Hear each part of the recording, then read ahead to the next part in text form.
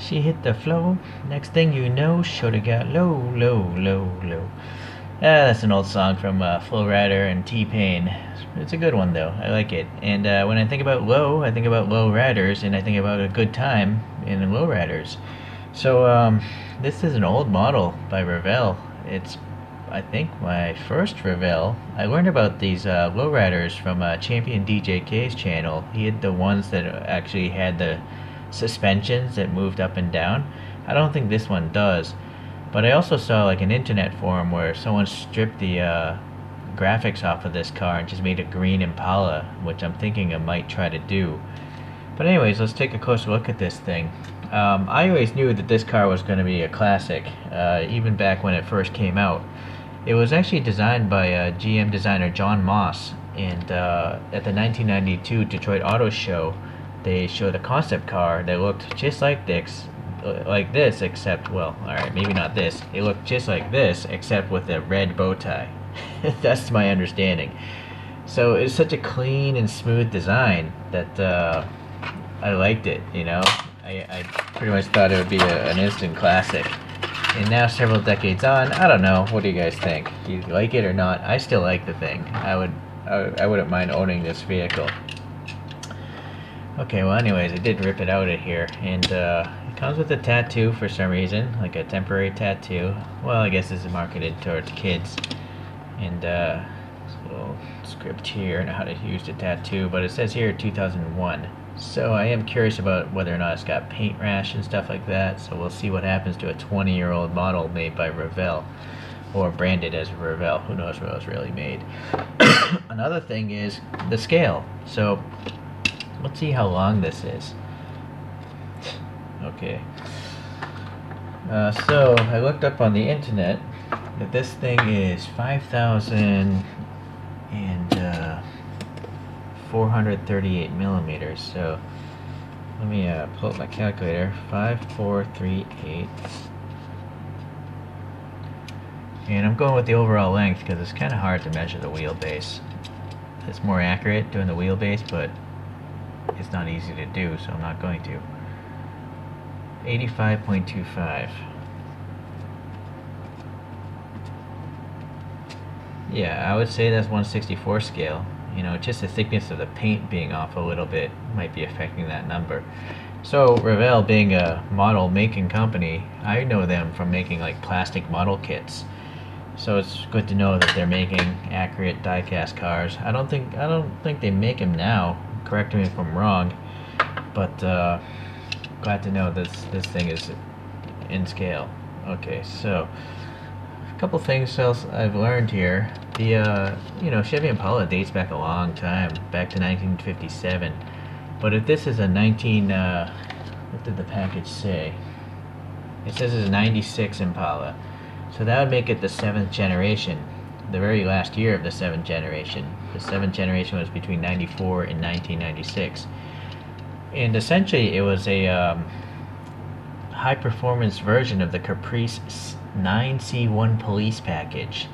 So the Chevy Caprice was the more civilized version, but then they had a police package for the police. But they took a lot of the similarities of that police car, having a tuned suspension, some sort of reverse flow cooling system, disc brakes all around, a transmission cooler, dual exhaust, higher output electrics, and then they have a 5.7 liter V8 making 260 horsepower, or more importantly 330 pound-feet of torque, because this is probably a pretty heavy car. I never really mentioned torque in my videos, but that's really what matters in a car for most people. It's torque that accelerates. You know, you feel acceleration like a roller coaster. Horsepower is used to maintain high speed. You know, that's useful if you're a Formula 1 driver trying to maintain 200 plus miles per hour. But most people, you know, you're going 0 to 60. That's the fun of a regular road car, and that's where you want to have torque. But for some reason, no one really cares, so I usually just stick with the horsepower. But if I was buying a car, I would look at the torque value if I was buying a sports car or a heavy vehicle, like a truck. Okay, well, anyways, beyond those physical performance modifications, this thing has body colored trim, a single bar grille, and no hood ornament. The Caprice I think had one, and then a little rear deck spoiler.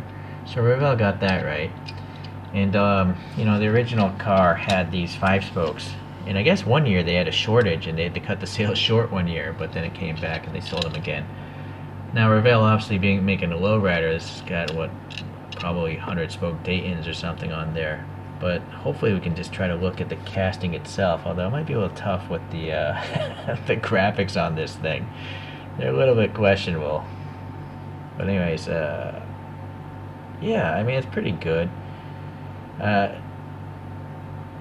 light, yeah, it seems alright to me. It doesn't really... I do like these taillights here. They're not quite accurate. They're not just red.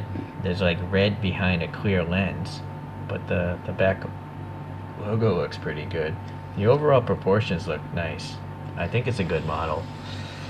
Okay, so let me yeah, so I think I am gonna strip these off. Maybe I'll keep the Impala SS text, but this tribal tattoo motif is not really doing it for me.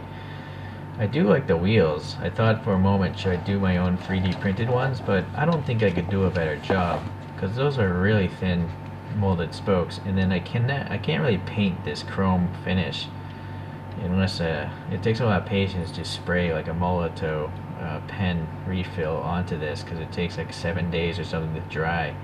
So I'm just gonna keep these wheels, but try to remove those graphics. Alright, so there is the Impala logo there on the C-pillar, and it's pretty crisply painted. The window trim is all done in silver. The door handles are sticking out a little bit, so that's pretty good. You can really see the detail of the wheels here. Maybe a black paint wash would be helpful here, though, you know, to simulate the air between those spokes. So I'll probably try that. Hopefully it won't react with this chrome finish, though. Okay, so let's go around to the front here. So this is what, you know, this kind of, I don't need this.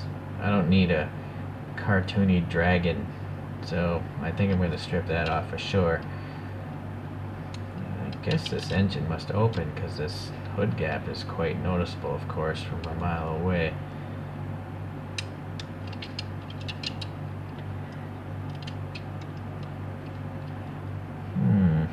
I don't know. It's been in the blister for 2 decades, so I don't know if this opens. It doesn't want to. So I'm gonna just leave it alone. If you guys have one of these, please leave a comment. Let me know if this is supposed to open. Or I guess I'll have to search more YouTube videos of this one. Okay, so now we got the front. It's nice to see the plastic lights here. That's good. And it's weird. I almost felt like I saw orange there, right? But from the side, it's gone. But when I turn, you see there's a little orange back there. But I don't know if I see it here. I think it might be the reflection of my hand. Oh, look at that. It's my hand that's... Wow, that's pretty interesting. That's never happened in a review yet. Okay, so it's not orange. That was just my finger. See, it's great. My hand. So it's very reflective, whatever's going on behind this piece of clear plastic. That is a very reflective thing. Okay. Well, anyways, we got the bow tie. It's alright. A little black paint in these recessed grill slots here, so that's pretty good. Just a plain air dam. This side here, I'm not noticing any major problems. It's an interesting paint. It's a metallic green. It's a bit orange peely. There's some sort of imperfection here. But it's really, I don't know if it's paint rash though. I think it might actually be like more of a scratch. I'll have to examine that a little more later. Okay, what about the bottom here? So this is nice. We got some nice treaded tires. They look pretty realistic. Pretty good details. And then pleasantly, the thing is screwed together. So if you wanted to change the different wheels, it would be pretty easy to do. Or paint the interior, or fix some sort of problem with the lights maybe. So yeah, here it says 2001. Doesn't say what the model is though. You know, it might be nice to say Impala, 96 Impala or something like that. So yeah, we got the little dual exhaust, and they're running into a vertical position. I think that might have been accurate to the real car, so that's pretty neat. There's actually a lot of detail going on down here. Not that I usually care because I don't display it upside down. Okay, let's go to the back now. I see California Dragon. And then, yeah, these taillights are pretty nice. And then the Impala logo is pretty nice. This one, you know, is a little crooked, but it's acceptable. I can't imagine this model cost much at retail 20 years ago. I would imagine it was under $5. Maybe $3, I don't know. I haven't been collecting these very long. Another nice thing I'm liking is the lack of a side window, so we can actually see the interior a little bit better. Granted, it's so dark in there, I think I'm going to need the flashlight to help us out. So, let's see. Yeah, we got the steering wheel, some, looks like some depressions for the instrument cluster, the center console, radio controls. I remember that radio setup. Looks similar. Those big push buttons, they're rounded, like blobby radio buttons. Okay, yeah, there's the armrest there in the center, some ribbing on the seats, and then the back also has detail as well.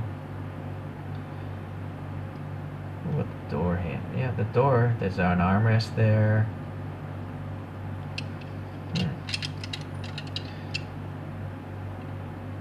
Alright, so that's a really nice interior actually. There's a little glove box there on the right, far right.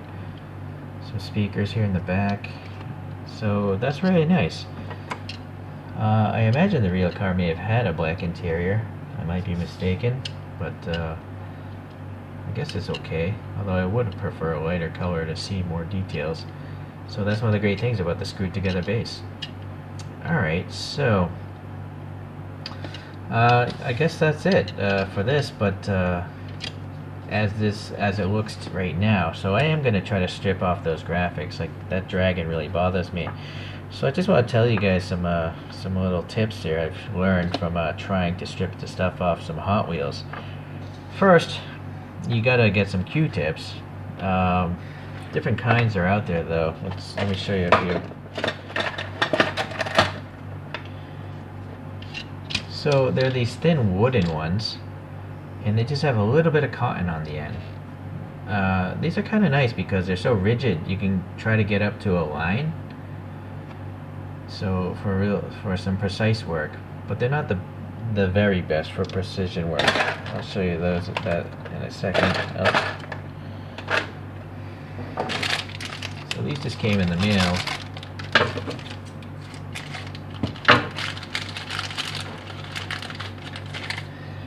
These are called foam tip, spiral foam tips, and they literally are made of foam, and they have a spiral.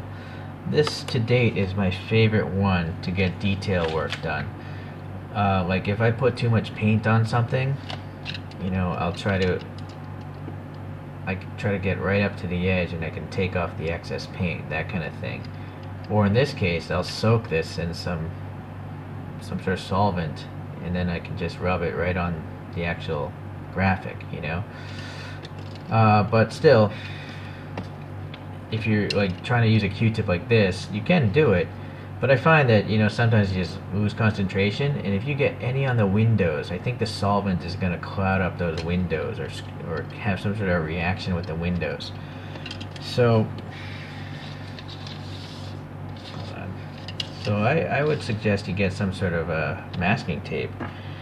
So these are modelers masking tapes. They're specifically meant to, you know, mask off plastic model kits, like Gundam model kits or car model kits, and they're very adhesive. They're quite sticky, and they're very thin. That's key, because that thinness allows you to put it into crevices, and also just pull it off easier or something. It's a different level of quality compared to regular house tape. You know, this is like house masking tape. And although this is thin, it's alright, I guess. I guess it depends on the brand. Like Scotch or 3M are probably going to be pretty good, but they're never going to be as thin and pliable as this. You know, these come in different widths as well. So the more narrow the tape is, the more ability you have to make the tape actually go on a curve.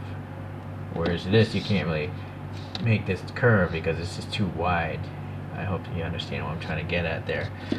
As I was masking it off, I thought, why don't I just take the thing apart and take out the windows? But unfortunately, it's not so easy. First, here's the interior if you want to get a better view of this thing. And there actually is an engine, so this hood actually does open, which is easy to do once you push it from the inside. So it does move eventually. But here's my issue. The dashboard is riveted, is press fitting to hold the hood. So unless I drill that out, I can't remove the dashboard and the glass that's trapped by it. But I'm afraid if I drill this out, I'll never get this dashboard tight again, and henceforth the hood won't stay in place. So I'm gonna have to leave this the way it is. So I'm gonna try with some isopropyl alcohol first, IPA. And this is an interesting little thing I found online. It's a little dispenser. I think it's really meant for like laboratories or something. But you push this down, and then it fills the top with whatever solvent you put in there. In this case, IPA. But it's really convenient to use, I think, for dispensing liquids. So let's see if I just rub this on this thing. It does work. You can see a little yellow is coming off on the Q-tip.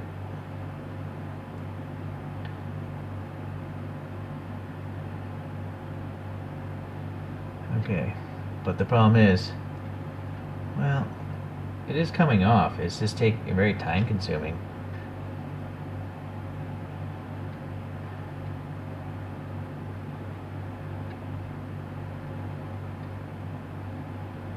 Okay, so it's doable.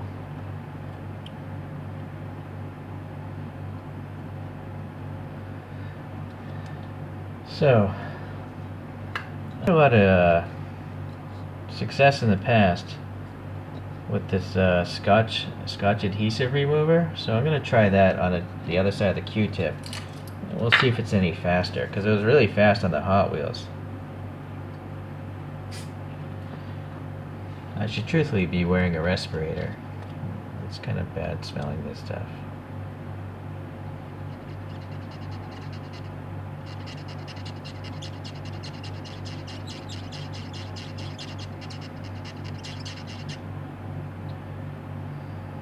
Seems to be the same amount of time.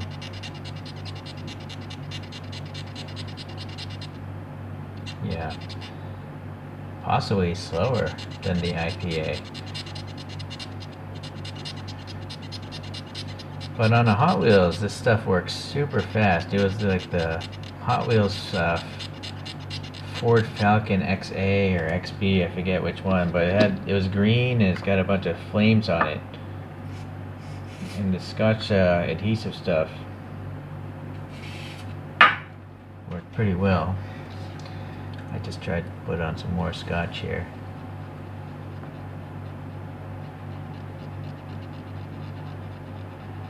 No, I don't think it's any faster. Alright, so I remembered watching XLT Off-Road Bear's channel, and he took some dry erase markers to his flames.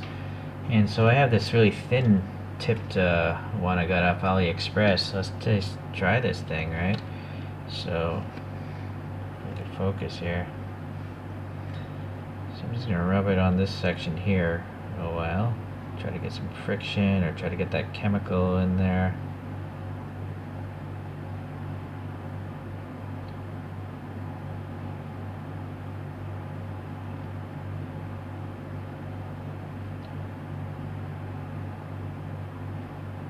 It's hard to tell because it's so black. I don't know if it's working.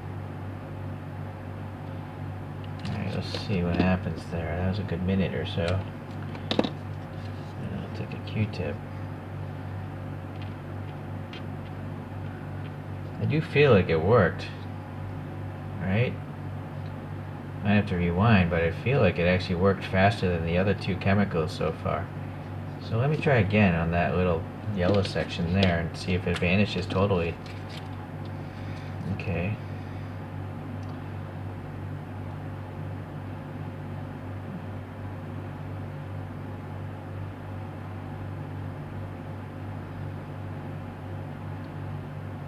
assume, I'm not sure what solvent is used in a dry erase marker.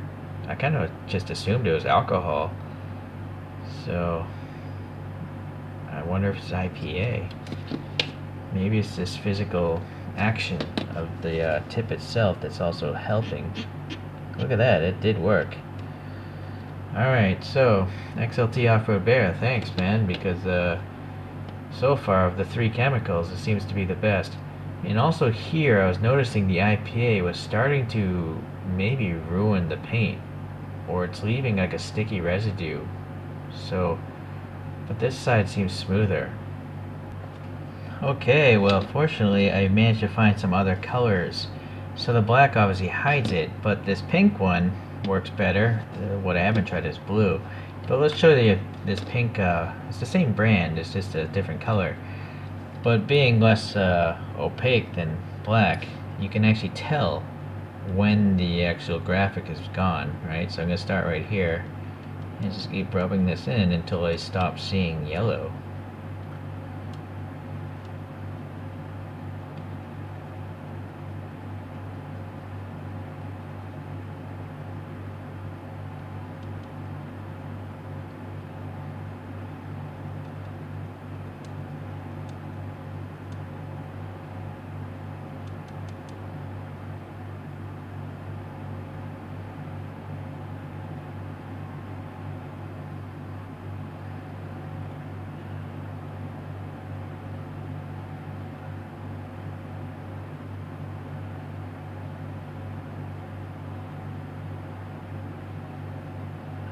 Right, so there, I know the yellow's gone.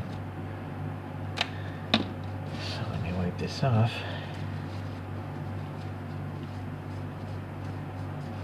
Right, so that's pretty cool. Now let's try the blue and see if that's better or worse.